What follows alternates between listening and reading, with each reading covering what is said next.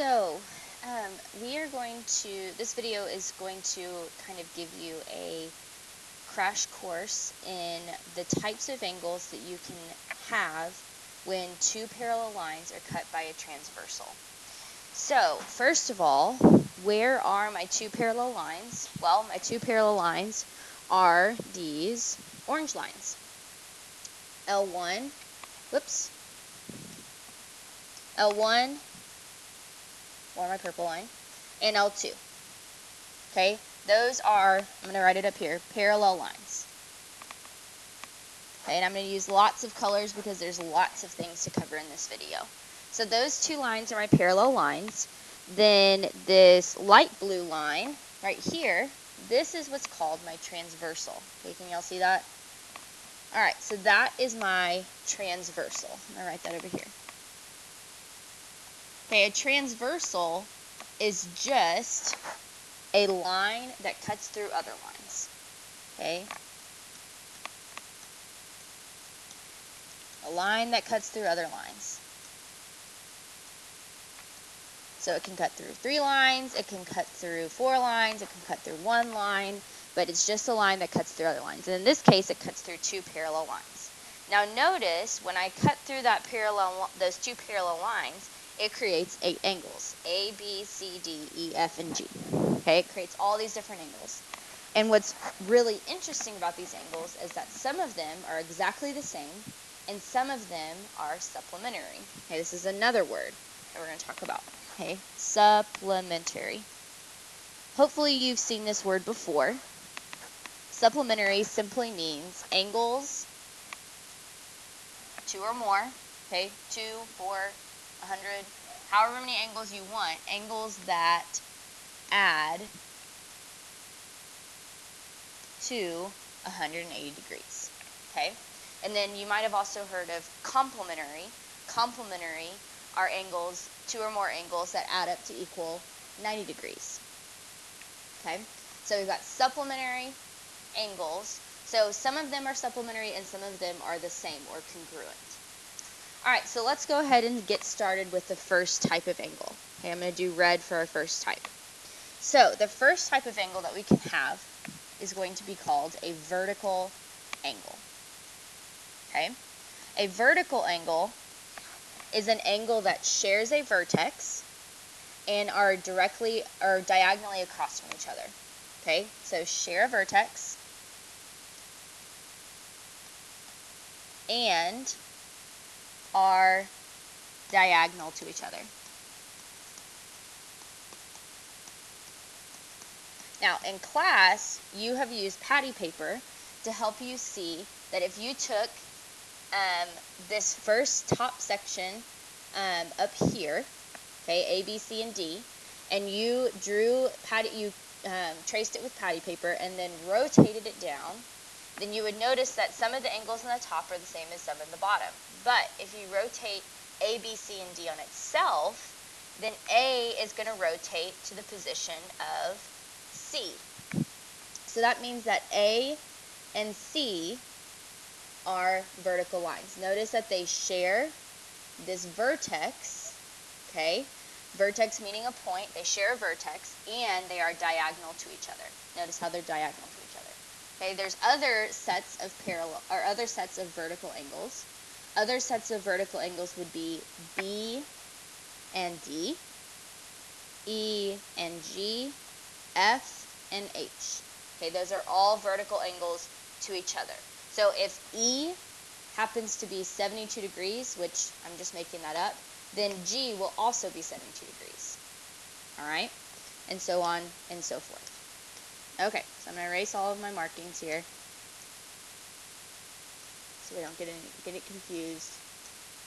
Okay, now our next type, I'm going to do in blue, is called a corresponding angle. All right, and the example I gave to my classes is that a news correspondent. Okay, notice, you watch the news and they say, we're going to go to our ABC correspondent in New York City. Okay, well, that person may live in New York City, but they're still doing the same job that they could do in another city. They just happen to live in a different place. Okay, so a corresponding angle does the same job, just in a different location.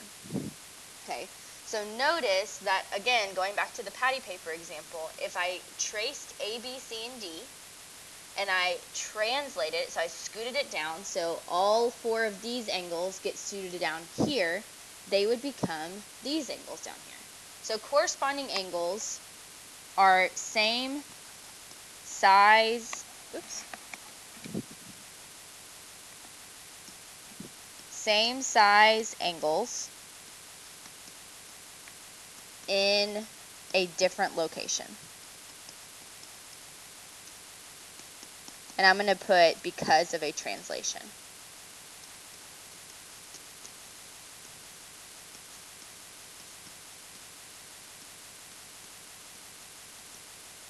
Okay, so A and E are corresponding angles to each other. Okay, because if I slid this, the first circle down, this circle right here, then, and I slid it downwards, then A would become E. B would become F. So B and F are corresponding angles. D and H are corresponding angles because if I scooted it down, then D would become H, and last but not least, C would become G. So C and G are corresponding angles, D and H are corresponding angles, and the others as well. All right, now we're going to talk about some alternate angles. Okay, so I'm going to do orange. Okay, so the first type would be alternate interior angles. Okay, alternate, in this case, alternate can mean switching back and forth if you're alternating colors or something like that. But alternate can also mean opposite. Okay, so alternate is going to be opposite sides of the transversal. Okay, opposite sides of the transversal, so that would be A and G, B and H, D and F, C and G, or C and E, excuse me. Okay, notice how they're on opposite sides of the transversal, that blue line that we talked about earlier. Okay, but interior, the second part of the definition, so the first part is that they're opposite sides of the transversal. The second part is that they are inside, interior, inside the parallel lines. Okay, so not only are they on opposite sides of the transversal, but they're also inside the parallel lines. So the examples that we would have for alternate interior angles would be D and F and C and E. Okay, notice that they are on opposite sides of the transversal, but still within those purple lines, that parallel line. Okay, remember that we color-coded up here for parallel lines. Okay, parallel lines are the purple lines, so they're within those parallel lines, but on opposite sides of that light blue line, that transversal that cuts through. Okay. All right, so the next one we're going to talk about, let's do in brown, I guess, is going to be alternate exterior angles. Okay, so still they are on opposite sides of the transversal. Okay, that doesn't change.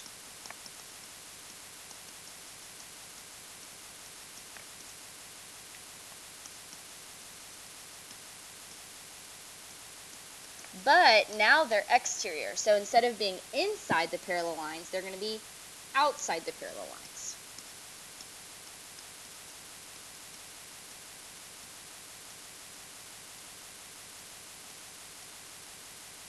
Outside the parallel lines. Okay, so that is going to be A and G here and here. Okay, notice that they're on opposite sides of the opposite sides of the transversal, that blue line. Okay, but they're still, they're on the outside of the parallel lines. Okay, so A and G, and then the other examples would be B and H. All right, so the last two, we've got two more to go over. I don't know if we have enough room, so I'm going to write it up here. Okay, so the next kind we have would be same side interior and same side exterior. Okay. Now, we've got the same idea here. Okay. Same side now, instead of being alternate interior and exterior, we have same side. So they're going to be on the same side of the transversal interior inside of the parallel lines. So my same side interior, hold on, I'm going to change colors here. Make sure that we don't do these in the same color so we don't get confused. Same side interior is going to be D and E. Notice that they're on the same side of the transversal, but they also are inside the parallel lines. Okay, so that would be D and E, and C and F. Okay, and then let's see, I'm running out of colors here. Green, same side exterior is going to be A and E, A and H, and B and G. Okay. All right, so notice I'm going to put a yellow dot next to all of the angles that are congruent to each other. Okay. Remember how we talked about vertical angles would be A and C, B and D,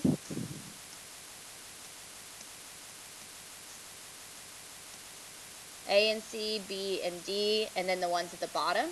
Those are all equal to each other. So yellow dot means that they are equal to each other. So A, if I tell you that A is 60 degrees, C is going to be 60 degrees. If I tell you that B is 100 degrees, then D is going to be 100 degrees.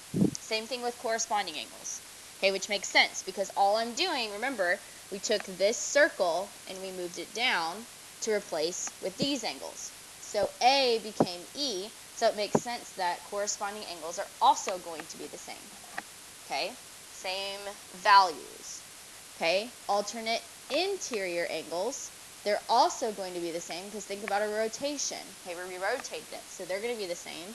And then alternate exterior are also going to be the same size angle. Notice about same side exterior angles though. Okay, I'm going to switch colors to black. Okay, so notice that same side exterior angles, A and H, well, I've got a big angle and a little angle, so those are going to be supplementary angles. Okay, so I'm going to put a black dot next to supplementary. Same side interior and same side exterior angles are both going to be supplementary angles. They add to equal 180. Okay, the next video I'm going to do an example where we are going to solve for some angles.